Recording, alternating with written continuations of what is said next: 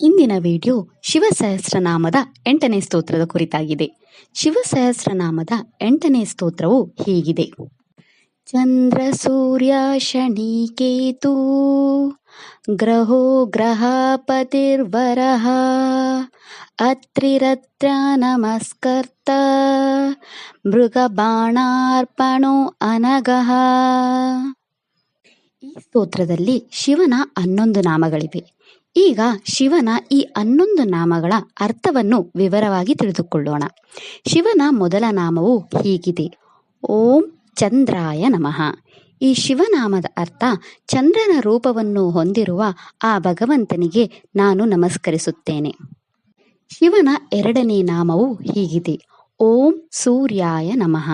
ಈ ಶಿವನಾಮದ ಅರ್ಥವು ಸೂರ್ಯನ ರೂಪವನ್ನು ಹೊಂದಿರುವ ಆ ಭಗವಂತನಿಗೆ ನಾನು ನಮಸ್ಕರಿಸುತ್ತೇನೆ. ಶಿವನ 3ನೇ ನಾಮವು ಹೀಗಿದೆ: ಓಂ ಶಣಯೇ ನಮಃ.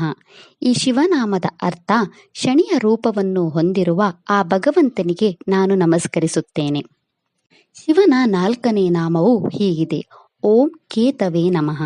ಈ ಶಿವನಾಮದ ಅರ್ಥ ಹೀಗಿದೆ: ಕೇತುವಿನ ರೂಪವನ್ನು ಹೊಂದಿರುವ ಆ ಭಗವಂತನಿಗೆ ನಾನು ನಮಸ್ಕರಿಸುತ್ತೇನೆ. ಶಿವನ 5ನೇ ನಾಮವು ಹೀಗಿದೆ: ಓಂ ಗ್ರಹಾಯೇ ನಮಃ. ಈ ಶಿವನಾಮದ ಅರ್ಥವು ಹೀಗಿದೆ: ಎಲ್ಲ ಗ್ರಹಗಳ ರೂಪವನ್ನು ಹೊಂದಿರುವ ಆ ಭಗವಂತನಿಗೆ ನಾನು ನಮಸ್ಕರಿಸುತ್ತೇನೆ.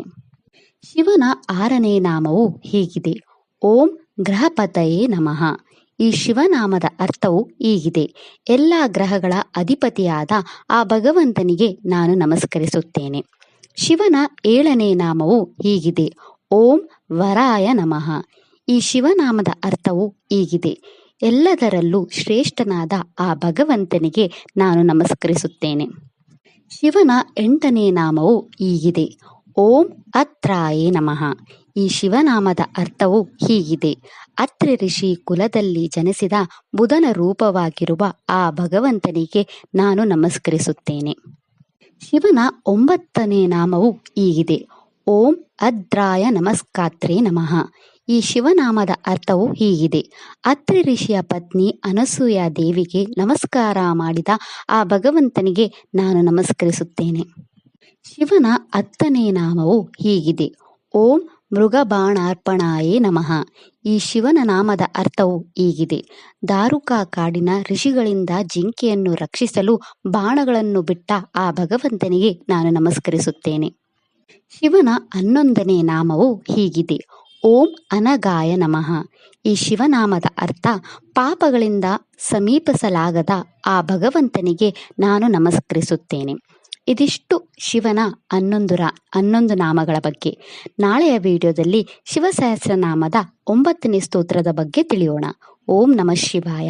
ಈ ವಿಡಿಯೋ ಇಷ್ಟ ಆದರೆ ಲೈಕ್ ಮಾಡಿ, ಶೇರ್ ಮಾಡಿ ಮತ್ತು ಚಾನೆಲ್ ಸಪೋರ್ಟ್ ಮಾಡೋಕೆ ಸಬ್ಸ್ಕ್ರೈಬ್ ಮಾಡಿ. ಧನ್ಯವಾದಗಳು.